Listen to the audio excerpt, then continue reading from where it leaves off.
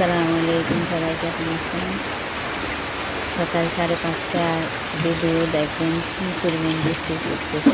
আমি ফজরের নামাজ পড়ে একটু বাইরে দেখলাম। এতদিন প্রচুর গরম পড়েছে, আষাঢ় মাস প্রায় শেষ, কিন্তু বৃষ্টি হচ্ছিল না। কিন্তু আজকে 2 দিনে বৃষ্টি, চারপাশে অনেক পানি জমা হয়ে আছে। প্রত্যেকে বৃষ্টির দিনে সবুজ গাছপালাগুলো দেখতে অনেক সুন্দর, সবুজ মনোরম,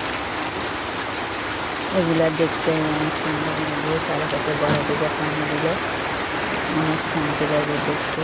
প্রচুর বৃষ্টি হচ্ছে, আর এত সকালের দৃশ্যটা এত সুন্দর লাগতেছে, মনে যেন একটু শান্তির নিঃশ্বাস ফেলা যায়।